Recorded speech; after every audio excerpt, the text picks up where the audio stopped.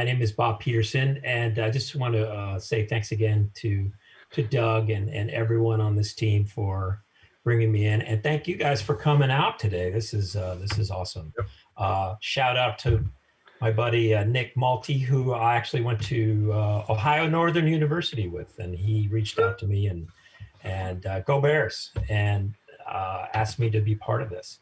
So I've been at Pixar for about 26 years now, which means I started when I was about 5 years old, and just a joke there. But and I've loved it, and I've had a great journey, and I'm always interested in hearing about how other people, sort of the weird paths they take to finding their careers. And I have definitely one that sort of had a lot of turns to it. And so I'm going to bring up a keynote and take you down through, and I'm sure there'll be questions along the way, and I'll just jump out of the keynote so that I can see you, and then I'll go back in. And I want to make sure we have quite a few questions at the end, because frankly, questions are the things that I think you benefit the most from in these kind of talks. All right, so let me go ahead and share my screen. All right, so my name is Bob Peterson. I work at Pixar Animation Studios, and it's been quite a journey. And what I thought I'd do is go back to sort of the beginning when I was a little kid, and go through sort of how I became interested in this stuff. And here I am as a child. Haven't really changed too much since then.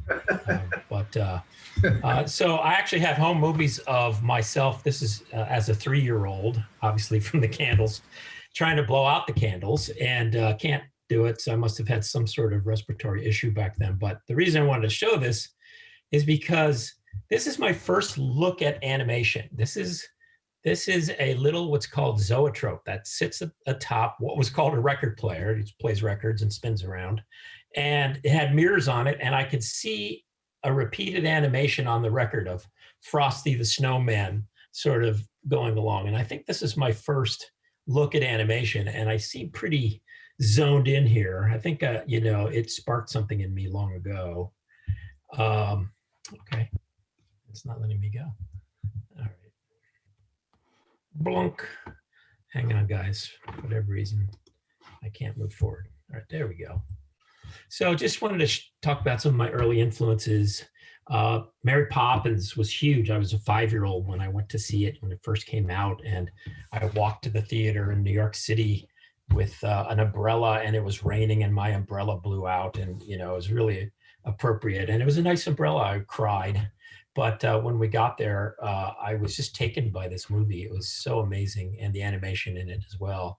And then Jungle Book came along, and that was so funny and wonderful. That was quite an inspiration for me as far as animation goes, as well as things like Bugs Bunny, the original Bugs Bunny show, were things that I watched all the time. All right, so here's some of my drawings as a little kid. I drew our president, President Nixon, when I was like 12, and he has my same birthday, so I sent him a letter, and he sent me one back. He really did, that said, I appreciate the fact that it's your birthday as well, Bob. Then I grew up, at least I went to college, and I invented what's called the crash helmet haircut, which is a hair that goes all the way down to the ears. But when I was a kid, I decided I didn't know what I wanted. I didn't know what I wanted to do. So I decided to go into a field that could take me in a lot of different directions. I liked to draw, but I didn't know if I could be an artist. So I went into engineering at a little school called Ohio Northern University. And here are some of my notes of the technical stuff in science. And I really enjoyed the science side of it, but I could tell I was also interested in art. Example is this page, which has drawings within the different mathematical equations. I could tell there's some part of me that needed to be fed here. So I started a cartoon daily, actually it's weekly panel at Ohio Northern. And I just wanted to see if I could do it. And there was a school paper there. And so I did one a week. And this is an example of sort of how I felt in engineering class. I was not a bad student, but sometimes the equations on the board, I get steam coming out of my ears. but I did this for 2 years, and I use it as an example of um, sort of a side thing that I could do while I was doing engineering. It was a way to figure out what I wanted to do. And so I also had a kind of an artistic bent. I built a mechanical animatronic head of myself. I gave myself blue eyes. I don't know why, but that's the stuff of nightmares right there. But I wanted to do creative things. And so at this point, I heard about this idea of computer graphics, which is computer animation, animation done using the computer. And so I went on to graduate school at Purdue to study computer-aided design, computer graphics. And while I was there, I decided I'd do a daily cartoon strip. And so this is something I would put out every day. There were about 40,000 students there, and I'd get all sorts of feedback. People would read it. They'd come up to me and say it's awful. And, but some people would say it's great. And so it was a way for me to sort of learn how to draw. So cut to the future. I got out of graduate school when I was like 25, worked some different jobs, and then found my way to Pixar. I worked first on the movie Toy Story, and I did what's called layout, which is positioning the characters into place, and a little bit of animation. And so when I arrived there, though, I just did commercials for Pixar. They were still doing TV commercials, and I would walk the halls at night and look at all the things they were doing, all the amazing things. And one of them was this movie, Toy Story. And I looked at all the storyboards, which are like a big cartoon that sort of described the story. And eventually I got to work on some of these projects. I hadn't done much animation, but they let me animate, 9 scenes from Toy Story. And one of them was Sid the bad kid waking up in his bed saying, "I want to ride the pony." So I was technical, and back then doing things like t-shirts was hard. And so they had me work on Sid, who had this t-shirt that had to follow his arm. And so I did some technical work there.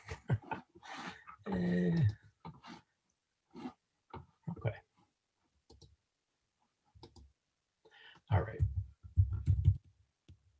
All right. So then while I was there, I met a guy named Joe Ramft, who was this tall guy beside me. So you have Flick, you have a young version of me, and then you have this tall guy. His name was Joe, and he turned out to be a wonderful, what's called story artist in film. And he had worked on many of the Disney films, and he was there at Pixar. And I showed him that I had been a cartoonist in college. And then he showed me how to do storyboarding, which, as you can see, is just, like I said, a cartoon version of the movie. And in this case, this is from Bug's Life, and that was my first film. That's Flick leaving the colony. And you can see I had a very cartoony style. A lot of people drew with a very accurate style.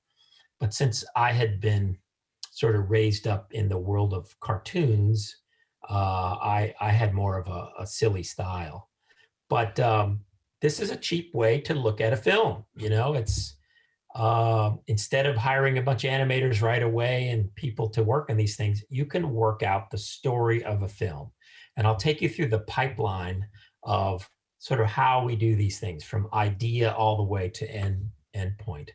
But this was my first sort of real job at Pixar, was a story artist for Bug's Life.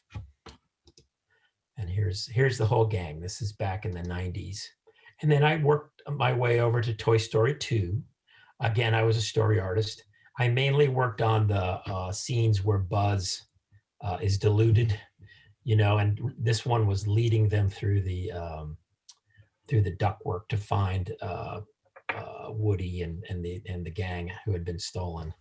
But that was a lot of fun. And then I went up to what's called story supervisor. So I was the lead story guy, and I did a lot of ideas. I put a lot of ideas in, and I worked with the director to create images, but also to help others create images. And again, a storyboard is the first look at a film, and you can change it, and we do change it so often. I'm sure you guys are familiar with this, but it's your first chance to look at editing, acting, camera angle, all that stuff. You know, is this thing working? And so then you put it, all these drawings up, and you watch it like a little cartoon, a little animated cartoon in 2D. And this was some of my drawings from Monsters, Inc. My job this day was to come up with how Mike and Sullivan wake up. What do they do? And so I came up with this sort of exercise routine where Mike leads Sully through different exercises on how to scare a kid. The bottom drawing is Sully with glasses, and we had this whole idea of Sully was scared of kids, and so he'd wear glasses so that he wouldn't have to go in. And we worked a long time on that idea, and then we found out it wasn't quite working, and we took it out. And so the old phrase goes, storyboarding is just story reboarding. And so you're constantly removing things and putting them back in. And what you're looking at, I did long ago. And so this is on actual paper, and we'd pin it up, and I'd take a stick and I'd stand in front of a big board with all these drawings and act it out, act all the voices out. And I think that helped me get to the place where I could do some of the voices in our films. But it was a way to see what was funny, what was boring. And right now we draw, of course, on computer to do all these storyboards. We use a tablet. So unfortunately, there's not a lot of paper left. Then I moved over onto Finding Nemo with a guy named Andrew Stanton, who was the director. Since I had done a lot of idea work on different projects like Monsters, Inc., I decided to try screenplay. And so that was helping him write Finding Nemo. That was his project, and I kind of came in to help. And here's me with Allison Janney, who played Peach. That's Andrew Stanton on the left, the director. And you could see I was cool back then because I tucked my Hawaiian shirt in. Yeah, so cool. Why let it hang out like you're supposed to? But those were fun days. And this would have been around 2000 and I want to say 2001 era. I went on to Up with one of my favorite directors, Pete Docter. And this time I ended up being a co-director and writer on this one. And so he and I sat down and tried to think, what do we want to do? And Pete had the idea of a different film. And so we worked on that different film, and it just, nothing was working. So then we went over to another idea. We worked on it, nothing was working.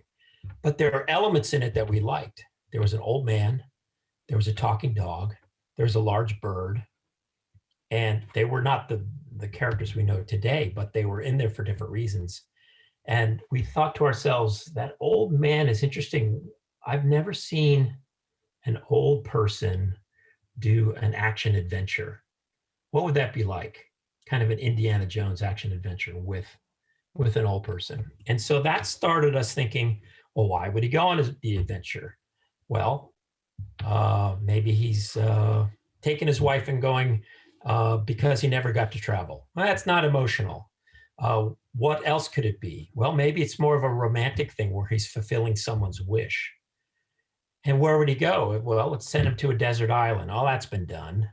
One of our artists came in and said, well, why not do it on what's called a tepui, which is a tabletop mountain in Venezuela, where you're literally a mile up. And so that maybe he could go there. Well, how would he get there? Well, maybe he's a balloon man and he can lift his house. Would anyone believe that? I wouldn't believe that. All right, let's try it.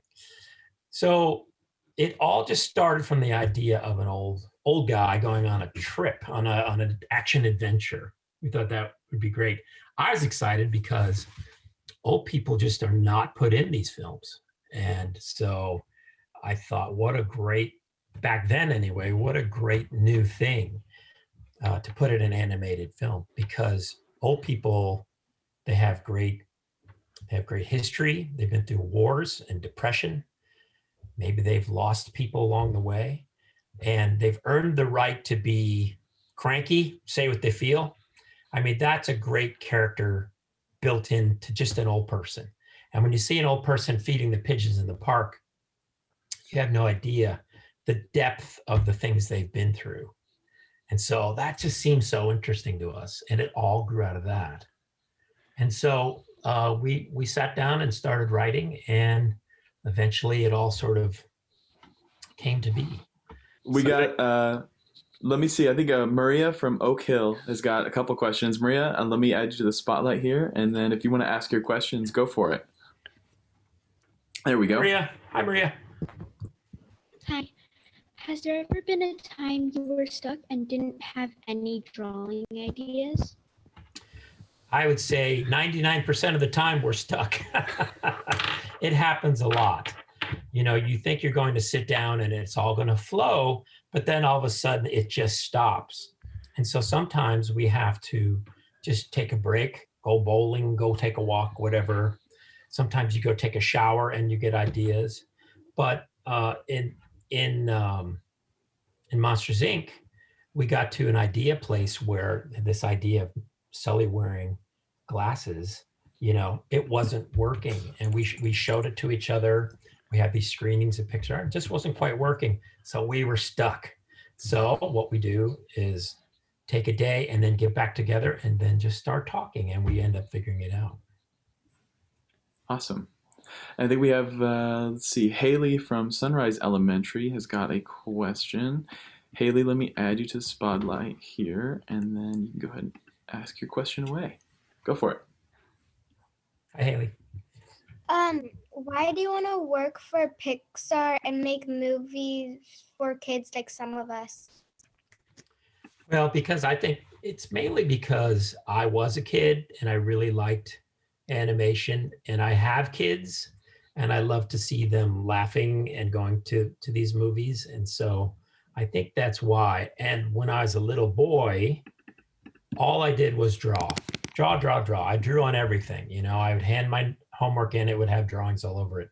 So something about that told me that's probably where I'd be most happy in my life, is if I could keep drawing. And in this case, I don't draw as much now because I'm working on computer animation. But that's the reason, is because I couldn't stop drawing as a kid. Awesome. And let's see, I think I got Blake. Blake, you have a question? Let me add you to Spotlight here. Looks like it's Blake from Markhofer. Go ahead for it. Go for it, Blake. Hi, Blake.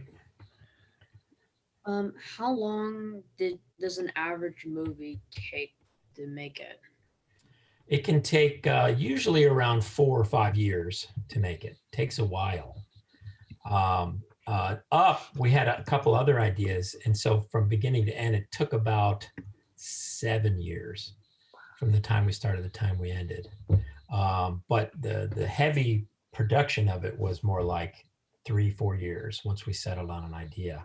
But they take a long time. And so you have to be what's I call tenacious, which means you don't give up. You keep going, especially about year 3, when everyone is just getting tired of the project. Yeah, talking dog, whatever. But then you have to just hang in there and do it. And then it comes out in theaters and it's great. But it takes a lot of tenacity and perseverance. And that means stick to it and keep trying. Awesome. And let's grab one from Riles Middle School. Shauna has a question here. Let me bring you in. Go for it. Do you have any tips to make your own animation movies?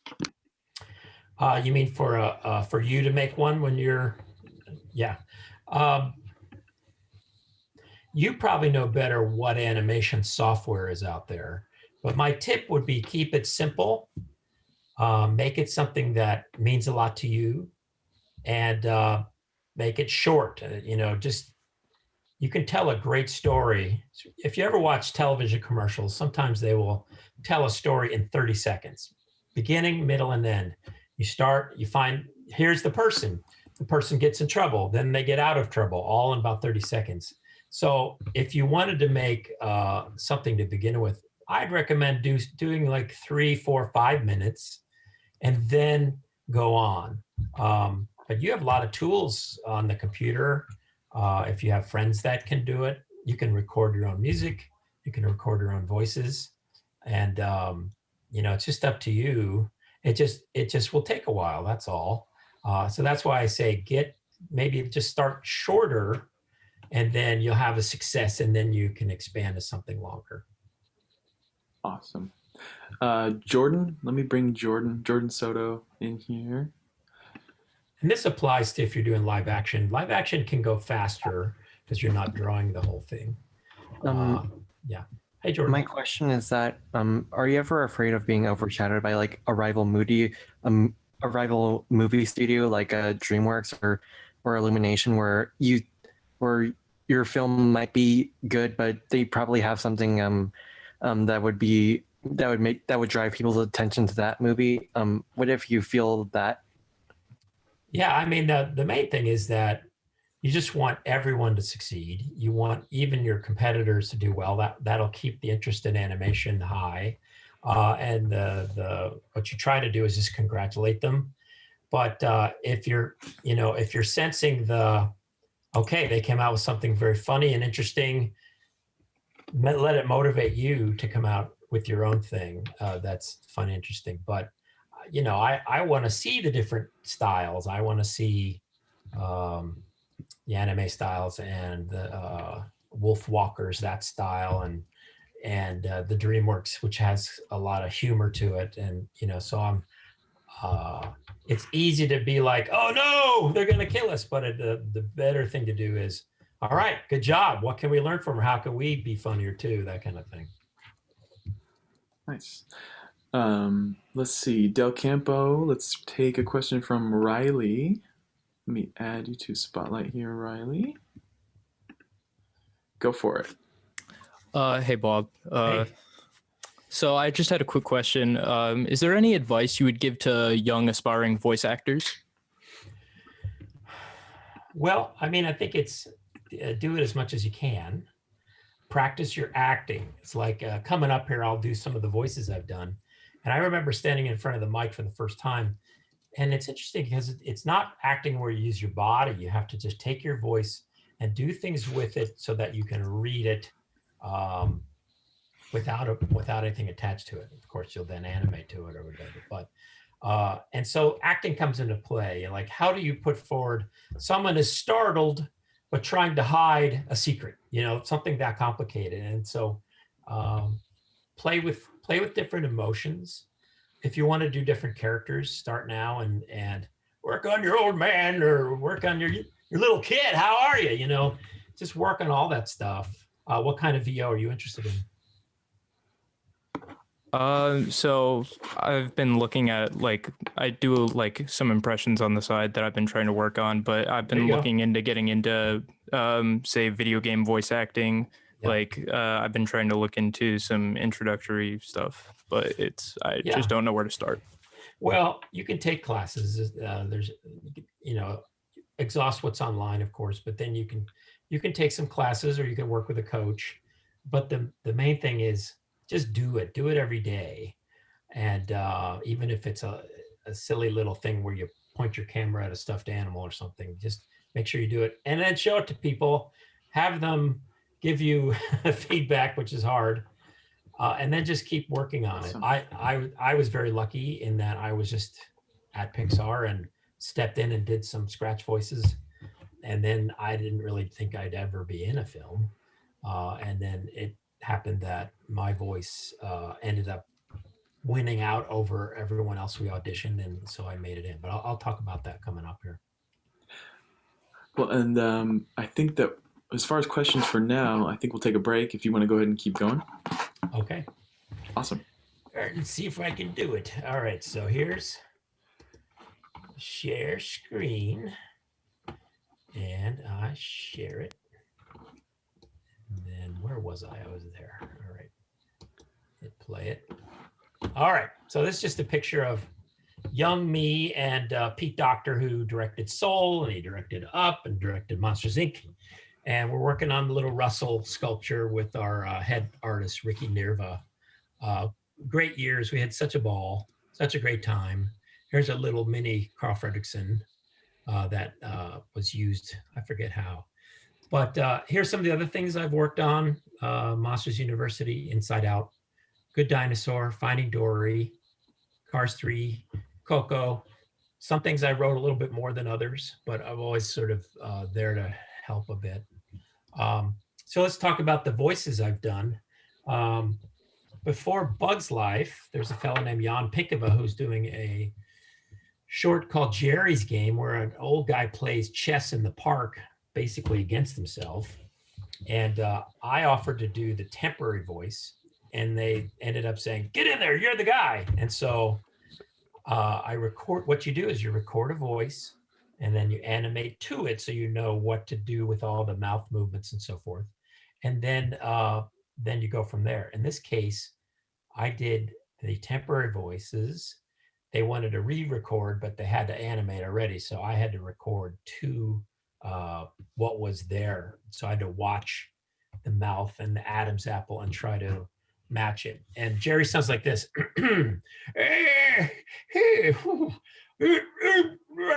That's all it is. And that was a lot of fun. But that opened the door for this next character you may know. Name is Roz. And Roz is in Monsters, Inc. And I was a storyboard artist. I did some writing for Roz. And I decided again to do the temporary voice. And the thought, I stepped up to the mic and I kind of crumbled into myself. And I thought, what character would just take all the fun out of the room and make Mike Wazowski's life a living heck? And so I just thought about some of my old lunch ladies. And I thought about the trees in the Wizard of Oz. They kind of had this sound. It sounds like this. Hello, Wazowski. You didn't file your paperwork. Don't let it happen again. I'm watching you, Wazowski, always watching. So then, that was fun. They had long discussions over whether I should be Roz, but eventually they threw me in there. And boy, that was fun. They pitched my voice up a little bit because Roz is a woman. But Roz was so fun. I'll never forget being at Disneyland and the Roz character was coming down the street as a majorette, and it's like, Sis Boom Ba, Sacramento. And it's so funny. My kids just look at me like, are you proud of yourself? And I say, kind of. And the other one I did, a couple more here, I did Mr. Ray from Finding Nemo. And this, I definitely did a lot of the writing here. And Mr. Ray is the teacher for Nemo. And we wanted something funny. What could he do that was special? And I remember my chemistry teacher was quite a character. And so I thought about him. And so we decided to have him sort of sing like a sea shanty. So Mr. Ray went like this. Oh, let's name the zones, the zones, the zones. Let's name the zones of the open sea. Hello, Nemo. You live in what kind of home? Climb aboard, explorers. The fun thing about Mr. Ray is that he's very scientific, and I could draw from my science stuff. And so I wrote all the scientific things he said in that song, which I can't remember now. But I'll say this later. It's like, you know, when you're doing these projects, you're going to draw from your life. And so you have to make sure you get out there and do some things. You know, if you're drawing in your basement all day, you won't have those life experiences. And I mean, safe life experiences, of course. But it's all the way through, I have drawn from life. And in fact, the next character that I'll show you that I voiced, I was a camp counselor, which had a lot of experiences there.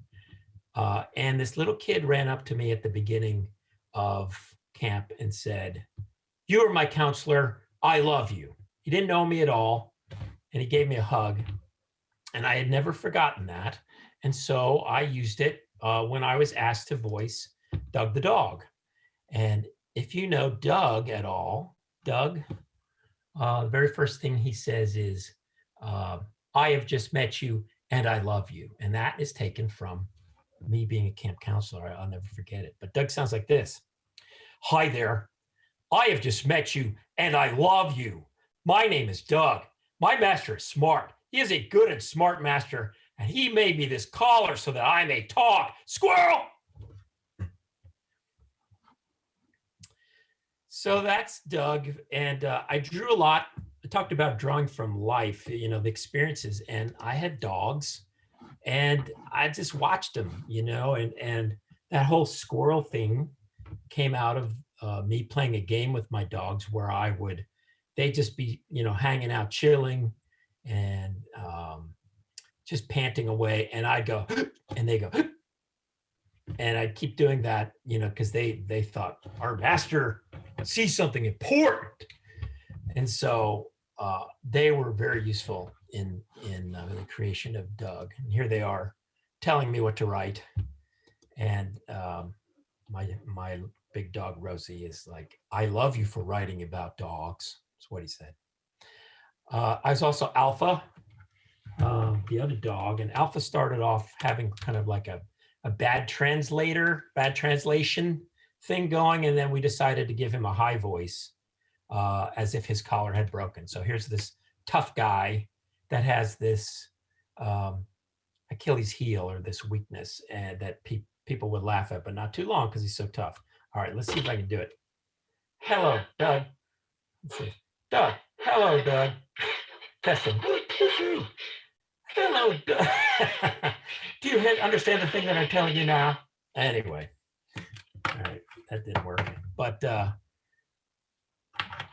fun of him was this collar, and he was our antagonist. He's the one that made Doug feel bad about himself, and in the end, Doug prevailed, and he became the alpha. Sorry about the spoiler. Lately, I wrote and directed a little series called Forky Asks a Question, which are tiny little shorts starring the Toy Story 4 character Forky. And just go through it real quick. When we're doing these things, we got to build a team. Here's our team of animators, but we need producers. We need people to make this stuff. Everything you see on screen is built. It's not like in live action where you can just put something out there and go with it. But the first thing we did was build our own Forkies. And so we got a bunch of pipe cleaners and spoons, sporks, and sat around and built a bunch of different Forkies. And I'm sorry, some of you probably haven't seen this yet or at all, which is fine, but this is about a spork that comes to life. And then this is our head animator, and he made one that looked like me. Now let's come back to Maria. I think Maria has another question here. Where do you get your inspiration for names and the action in the movie? Well, it's funny. You just start sort of guessing what the action is going to be, and once you start learning more about the film, and it sort of tells you what it should be. So again, the names and the actions, a lot of it is from real life also. Like the house number in Up was 18, and that's my grandma's house number. And I'm working at the new shorts that are coming out, and the number 333 is there. But like the name Doug was just like, kind of like dog. It's kind of like he's digging, and it's kind of like a simple, instead of D-O-U-G, it was Doug. And we just, I don't know, you just sit around and you make a list of 1,000 things, and then you pick one. That a lot of times that's what we do, just make a lot of lists. And let's see, we got another question here from Giovanni from Pleasant Grove. Hi, Giovanni. Hello, Mr. Peterson. Hi. Hello, sir. So my question was, when screenwriting, do you already have everything in mind, such as music, set pieces, and character looks? When you begin, you do not. You're mainly trying to figure out how the character changes throughout. Starts one way, hey, I'm a brave guy, gets to being a scared guy, and then being more of a smart, brave guy. So that's what you're looking for. What's the emotional journey of the character? And then you're looking for humorous moments. And so I'll just sit down and make just a bunch of random lists of things that could be in the film. Whether it's going to be in or not, I don't know yet, but that'll lead to it. So I do not have everything. A lot of times what you do is you'll have a board and you'll pin with a little card. Hey, it might be nice to have an Indiana Jones style music here, and you'll pin it up, and then you'll lay out the whole film. One nice thing about doing what we call story reels is to look at the film with storyboards. We can play with music and we can play with different moods, but it all just sort of reveals as it goes along. I think other directors in live action probably have that a bit more than sometimes we do, but we tend to sort of explore and find things as we go. Getting a lot of questions about Soul. Did you work on Soul? I worked in the very beginning of Soul. I was there knocking around ideas with Pete Docter as far as who could Joe be. We talked about a musician. Originally, he wasn't a jazz musician. And then I went off to work on Finding Dory and Cars 3. And so I just worked at the very beginning of it. Awesome. And let's see, Madison has a question. Madison, let me add you to Spotlight here. Go for it. Hi, Madison. Okay, so what is the hardest voice you ever done in an animated movie? You know, it's funny. I think it's Roz, because Roz does this. It's very rough on my voice. It almost feels like afterwards there's been sandpaper in there. You can sort of hear it right now. It's a little rough. I do not recommend that kind of voice, but that's been the toughest. As far as acting goes, the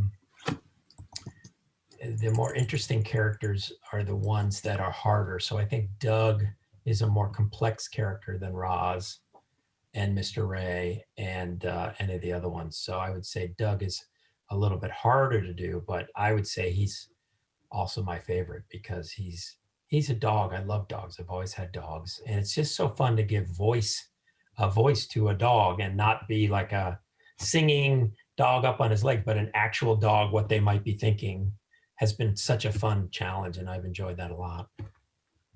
And so we got another voice acting question from Mia from Center High School. Hi, Mia. What's your favorite actor that you voiced for?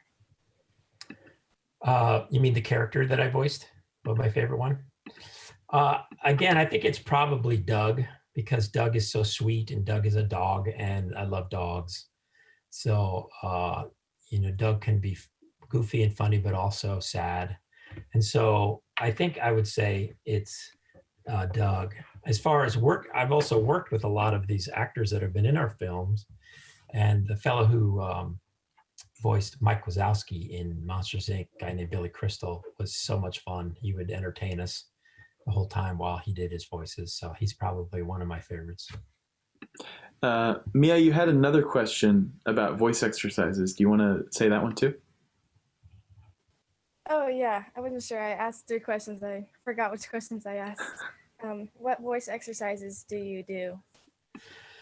Well, I'm not a professionally trained voice actor, and I should do things. I should do that. I think what the main thing I do is like I'll be doing other jobs, writing, doing this, and then someone will say, okay, we need you to come in for half an hour and do Roz. And so the main thing I just do is sing, do da di da da, try to get my vocal cords, da, go as low as I can. And then red leather, yellow leather, red leather, yellow leather, tip of the tongue, top of the toe, tip of the tongue, top of the toe, that kind of thing, just to get yourself going. And also just some jumping jacks, getting the blood flowing is huge. Just run around a little bit just so that you're ready to emote. And I always record standing up. With Roz, like I said, I just kind of go into my neck, just so you get the feeling of Roz. And with Doug, I'm always kind of more, hi there, that kind of thing. So I hope that helps. And I want to do one more question here because it came in a question about Coco real quick. Yeah. It's from Braden from Indercombe High School. Braden, let me bring you in here. Hi, Braden. Hi. So, Coco was like a very like culturally influenced film, and it was very interesting to me. But where did you want, like, why was it specifically focused on Mexican culture or anything like that? But before you answer, I just wanted to say it was a very touching movie specifically for me because 2 weeks prior to its release, I lost my great grandmother, and so watching it happen on Coco is very touching. Yeah. Well, thank you. Yeah, I mean, that was a guy named Lee Unkridge who came up with that, and I'd always been fascinated with Mexican culture, and we had always seen Ofrendas and Day of the Dead, Magnolias. I'm sorry, I'm saying that wrong. Flowers and marigolds, and some people at work would set up Ofrendas, and then Lee started in with some people thinking about what kind of story he would tell. And usually you look for stories where there's an emotional resonance to them. Like in Up, when Carl with his wife, that can be emotional. In Coco, it was, it is an emotional thing, but it's also, loss is sad, but it was also meant to give people tools to cope and think of the amazing things and honor these people and what they've given to you in your life. And so he just started in, and it kind of unfolded. The idea of music and the music being suppressed by someone, secret in the family. I think early on, Lee and company, and I helped a little bit here and there with some gags, but not much, but Lee came up with this idea of singing back the grandmother who really wasn't now communicating anymore. It came with that early on, and we knew that was going to be a really key moment. And so that locked into place. And then we kept working on the movie. It shifted around, but we always knew where it was headed. And that's very beneficial to know the end of where you're going. And so that was very useful. I wasn't there to know exactly Lee's thinking, but I do know that he loved that idea of the power of music bringing someone back. Awesome. Bob, I'll send it back to you for so you can continue. Okay.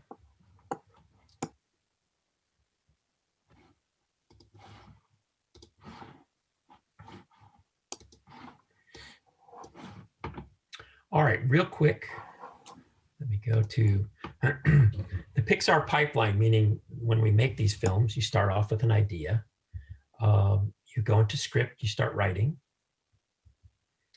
And then you bring an actor in to do temporary and final, I'm sorry, not BO, VO.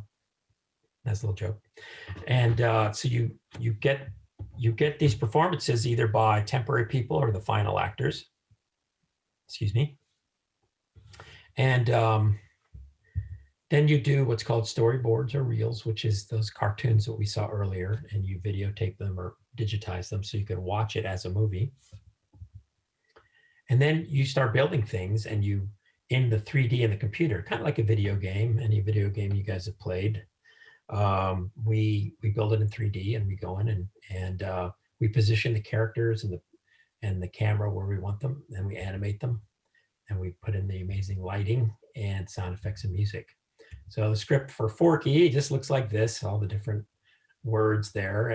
And so I did, like, I don't know, 10 drafts of this silly little thing, meaning I rewrote till it was kind of funny. And then did some What's going on? some scratch recording. How high is that? Who is that? Why do you think? Why do you think that is? Who are you? Why are you talking to me? What's a book? Forky Asks a question. So that was me just doing temporary voices that we could use to edit in. And I actually ended up doing the final voice for the Forky Asks a question. And then here's Tony Hale, who plays Forky. Hello. Hey, Forky here. So, what's everything about? I don't know. I don't know. I was made from trash like 2 days ago, so I got a lot of questions, believe you me. And now it's time for one of those. And that would be, what's money? What's money? And then we go, using that, we create the storyboards. And this is just a shot from Toy Story 4. And so like we saw earlier, you just draw these characters and later you'll animate them. And you put it to voices. And with layout, you figure out in 3 dimensions where things are. So you have to build them. Just like in Minecraft, you're building things and putting textures on them. And this is just a kind of a painting to show where things would go in Bonnie's room in the movie Toy Story 4. And Forky, we made them very quickly. And so sometimes we just sort of used a camera to figure out where we would put Forky in these things. You know, he's out in front of a grilled cheese sandwich book. Here's laying with Rex. But anything you can do to get an idea of what you want to do. And so this is a layout version. Hey, so you see there's no Forky here. animation What's everything here. about? I don't know. But I was you get made a from sense trash of like 2 days where ago, the characters so I got are. a lot of questions, believe you me. And now it's time for one of those. And that would be, what is money? All right, so that's What's the money? layout pass. Then we give it to animators who are basically like the actors in a film. They study movement, they study how people behave. And then this is the same scene with, Hey, Forky here. What's everything about? I don't know. I was made from trash like 2 days ago, so I got a lot of questions, believe you me. And now it's time for one of those. And that would be, what is money? What's money? And to help me out with what is money is a toy that knows like everything about money, my friend Hand. Thanks for joining. and so then we take that and we apply lighting to it. And this is the part I'm amazed that these guys can do this. I work in this industry and I'm still amazed at how realistic or how artistic these can look, you know, with depth of field, so the things in the background are blurry and it's just amazing. So you put materials like what looks like metal and plastic, associate them with these 3D characters, and then you render them. And we have a composer and he does music to it. And you go to a session and there's guys who play all sorts of different instruments. And then you put the music to the piece. You try all sorts of different ways of playing it. And then you do sound effects. Here we're at Skywalker sound, and these people doing what's called Foley, which means like if Forky's walking along a table, they'll take a little object and record it to sort of match his footsteps. And you have all sorts of different surfaces they could walk on, and they make the sounds that the characters make, whether they're walking on grass or a tabletop or whatever. It's really a fun job. And it's a job that I would love to do if I wasn't doing this. I'd love to be a Foley artist. And here we are putting the sound effects in. This was just kind of fun. We needed an eye roll for Forky, and so we couldn't find a good one. So I just took a glass while I was at Skywalker and spun it around, and we ended up using that in the short. We also recorded our amazing actors. This one's a guy named Carl Reiner, who unfortunately just passed away, but he is a legend, a comedic legend. You guys may not know him, but we got to go to his home and record, although typically we will go to a studio and record all of our voices. Coming up next, for me, later this year, I've written and directed some shorts called Doug Days. And you can go to YouTube and see some of this in action. But this is, Carl and Doug have come back to suburbia. Carl has bought a house, and it's just simple character pieces of Carl and Doug in his backyard, and learning to deal with puppies and fireworks and squirrels and all sorts of things. And it's been a real lot of fun. And I've gotten to voice character, and we got our voice back for Carl as well. I just wanted to give you some general tips here, and I'm calling this general tips for a creative life. I wished I had followed some of these, and some I did. But the first one is find a great mentor to help you, someone who's done it before, who can answer questions no matter what you're doing, whether it's live action, animation, you're a songwriter, you're a VO person. It always helps to find someone who can give you some answers. And it doesn't have to be that you have to ask them every day, but it's nice. And then also a mentor can also be a teacher, of course. As you guys all know, teachers are sacred, wonderful people who are here to help us learn, and they're great mentors as well. Then I mentioned this before, but use safe life experiences to inform your work. In other words, like I mentioned, I was a camp counselor. I drew a lot of experiences from that, working with little kids and working with older kids as a counselor out in the middle of nowhere in the wilderness. And that's the kind of thing you just want to make sure you live a little bit. And I use safe because safe is the important word. You don't want to do anything that's not safe. If you love the thing you do it a lot. If you love playing guitar, see if you can't practice it a lot. And if you love drawing, if you love animation, just start in and do it. And then it's okay to show things to people and get their opinion. What do you think? If you show it to your parents, a lot of times they'll say, that's lovely. You could also show it to friends who are also into animation or live action and see what they think. Be gracious and listen. Don't take it too seriously, but learn what is landing or working for your audience. It's okay that they say, I don't like it. It's not clear. We'll talk about that in a minute, but in all this is meant to be fun. You guys are interested in the arts. You're interested in media. It's a fun thing to be in. So keep that up. Keep being fun. Have fun with it. Don't be afraid to do bad work or fail, because then you learn. It's not the end of the world if you fail. Find funny, creative friends. I had friends that we would do impersonations too. That was mentioned earlier. And talk about it. If you have another friend who's into anime or live action or animation, you can talk about what works, what doesn't work, what's your favorite, how do they do that? Just go with it. Use common sense, but if you want to be an artist, you can just take any piece of paper and draw on it. Don't wait for someone to say, I'm going to give you a job doing it. You just want to work on your craft. Be sensible about that, of course. Keep your radar up and look out for possibilities. You might find that, oh my gosh, someone's going to do a student newspaper. I'll do a cartoon for that student newspaper. So just keep aware of some of the things around you, and who is important. Get to know people who do what you do. Sometimes they can help you get a job. If you're an artist, always be drawing. You never have to be bored. You can have a little notebook with you.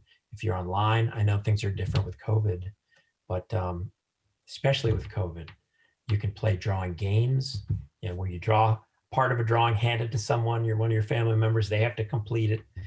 There's all sorts of things you can do to keep yourself engaged with drawing. And then just some notes for getting started with any project. I mentioned this earlier, but make lists. Write or draw any random thing that might or might not be in your final, whatever you're working on. So like with Up, I just made a series of what would be funny for an old man to be doing out in the jungle, and just random, brainstorm it, pin it up on a wall, and just get started. The first work will be bad, but you'll fix it as you go along. You're staring at a blank piece of paper, just start in. It may not be right, but then at least you'll have a line there that you can react to, and you can fix it as you go. That's what erasers are for. We redo drawings hundreds of times. We throw out drawings hundreds of times. That's okay, because you're learning and you're trying to make the work better. I find that I have to remove distractions, music, noise, TV, phone, all the things that distract your brain from creating simple, great work. And it may not be the same for you, but I try to do it. I try to go with music, while I'm drawing or writing. I just can't. And then this goes back to feedback. Show your work to trusted people and listen to their feedback. Try not to get mad at what they say. They're trying to help you. And you ask about Is what I am showing clear? Do they get what you're trying to show? You know, do you care about the characters? You want people to care. You want people to feel bad for this old man who has to go on this journey to the house or whatever it is. You know, Nemo, Finding Nemo's dad, he's lost his son. Do you care? I care. I want that dad to find his son. Is the humor funny? Is the emotion coming through? All these simple questions you can ask people, especially clarity. What wasn't clear? So you want to make sure you set up at the beginning. I call it setup at the beginning of any film. You want to know, okay, we're in the sea. That's the first thing. All right, there are some fish that are talking to each other, and they happen to be husband and wife. And then we realize they have little eggs, and then those eggs go through trauma, and there's one left. So it all starts very simply, and you kind of get who everyone is. And then keep your project story art as simple as you can. If you get it too complex, it can get out of control. So get it nice and simple, a simple idea, well told. Let the emotion come through. Think about the personality of your character at the start, and then at the end, the character should have learned and changed. Woody in Toy Story was very jealous of Buzz, and by the end, he realized that Andy's heart was big enough to share Buzz with Andy, you know, and that was his journey throughout. And so you have to sort of chart how he changes as he goes. And that's it. All right. Here we go. That was awesome. That's my talk. Thank you so much. And we have a lot of questions lining up here. If I can just take a couple here for you real quick. Sure. Ashley has a question here. Ashley, let me bring you in here. Go for it, Ashley. First of all, hi. Hi. I was wondering, so how do you come up with character concepts, designs, and how do you get inspiration from it from scratch?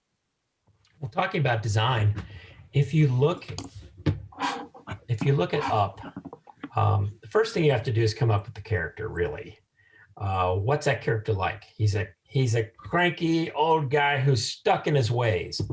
Well, what geometric shape would most likely sort of support that? And so we decided to do a rectangle or a box, because a box doesn't fall over very easily. It's got a base to it. And then, okay, here's his friend Russell, this little wilderness explorer, who's like this whirling ball of energy. Well, what else is a whirling ball of energy? A top. And so if you look at Russell, he's looks like a top that spins, you know, like it's a little heavier on the top than on the bottom. And so it's that kind of thing. You think about the character, you decide what they're going to be like, what's their personality, and that will help you inform things. Like it informs, are they flashy how they dress? Do they have bright colors? But you do need to start with who they are, and then you might draw them, and then you realize, well, wait a minute, I drew them this way. I'm going to go back and change their personality to match this. But it's best to start with the characters. Awesome. And we'll take a question here from Clarissa. Clarissa, let me add you into Spotlight. Go for it. Hi, Clarissa. Hi, thanks again for sharing all of your advice and wisdom. I very much appreciate it. Oh, my pleasure. I'd like to, for you to speak a little bit about starting out in a career. What type of a resume is the industry looking for me to craft?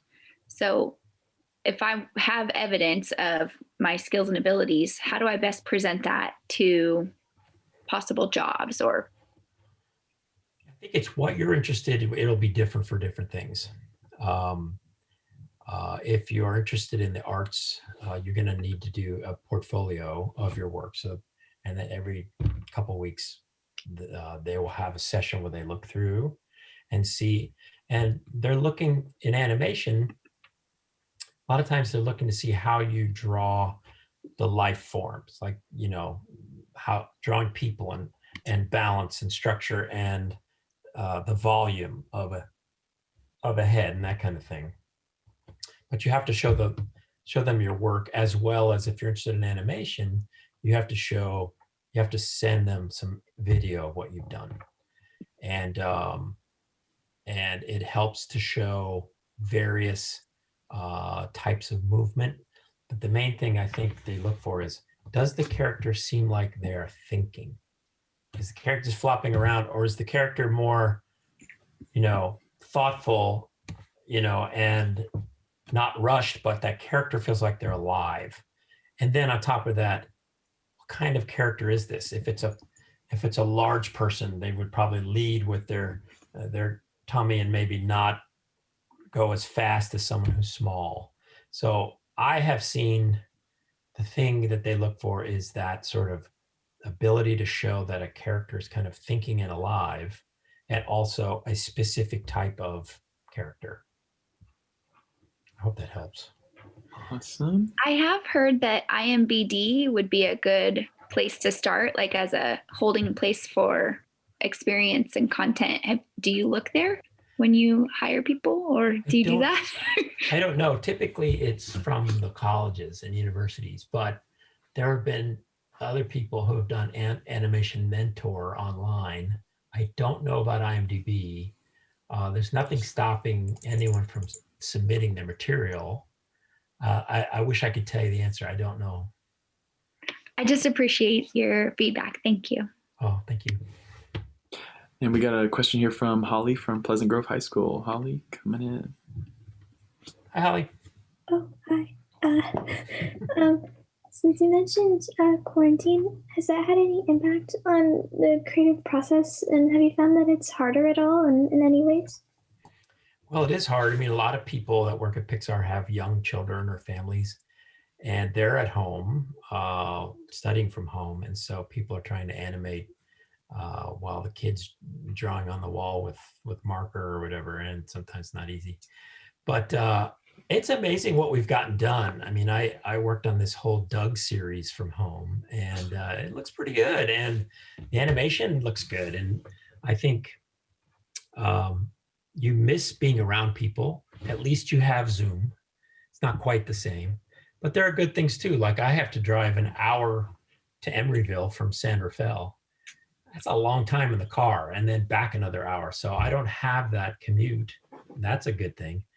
But it's hard. And, throw on top of quarantine, you had the fires, you had smoke, you had political unrest. There's a lot going on, and just emotionally, it was difficult to take. And at times, our project was a place where people could go and be together and have fun, a little bit of fun. I mean, we're all working, but we're also keeping that fun going. So at least we're stuck at home, but like right now we're hanging out and talking. That's really nice.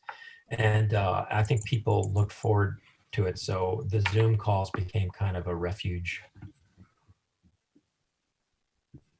Awesome. And let me grab a question here from Braden from Intercom High School again. Braden, go for it. Hi, Braden. All right, so the Carl and Ellie backstory really kind of set the film. It was very special because it was only a few minutes, but was very emotional and memorable, something I still go back and watch today. So how important was it for the foundational making of the movie? Did it come later, or was it something that was really early in the making? It wasn't there at the beginning, and it all goes to supporting your main character. Carl is our main character. He starts off as this cranky dude that doesn't let the wilderness explorer into the door. He sends him off. If he had brought him in and gave him some lemonade or something, the movie would have been over. But he was shut down as a person. How do you get him there? And so we always try to experience the movie along with the character. If we had just told about that they had a love, or we looked at a picture, we would not have lived along with them to fall in love with them. And so, especially this idea of what would motivate someone to do such a romantic thing as to lift their whole house up and take it to Venezuela, it had to be something huge. And so we realized we had to fall in love with this couple. They didn't have kids, so there's nothing holding him back. And so we decided to tell their life in literally 5 minutes and show the ups and downs of life. And sometimes, a lot of times we took out some of the negatives, and then we didn't feel like it was enough to drive Carl to lift his house up and go. And so it was all about motivating Carl to go by falling in love with this couple. And then we felt what Carl felt. We were like, yeah, go, because we saw what you had. We saw how nice it was. And so I did the first version of this, and it was all about wings. Like, they started off, she, as a little girl, loved birds, and he had a slingshot, and she punched him, and they're like 5 years old. And then we went through life. Every age, someone would jump out and punch the other one out of a locker or out of the nativity scene. A fist came up while they were doing a play, and then at the end, when he went to war with these wings and hung onto them in World War I or World War II, whatever. And then in the end, he sent the wings up, which is emotional as it stands. But that then migrated over to just telling this wonderful story of the two of them, which we use a lot later. I mean, like him wiping the window is used later, and there's lots of things that we reused when he's throwing things out of the house. But it's interesting. I'll just go on one more thing.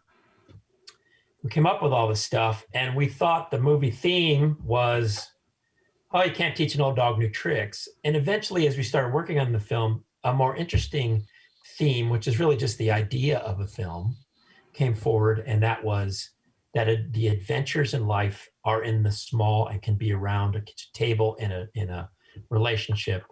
And that was the main idea of the film as we discovered it as we went. So I rambled a little bit there, but that was sort of the background to that. That's great. All right. Well, hey, Bob, thank you so much. We've hit 5 o'clock. So, but we all want to say thank you so much for taking the time to talk to us today. So you guys say a big thank you to Bob for us, please. Say thank you, Bob. Thank you. Thank you. Thank you.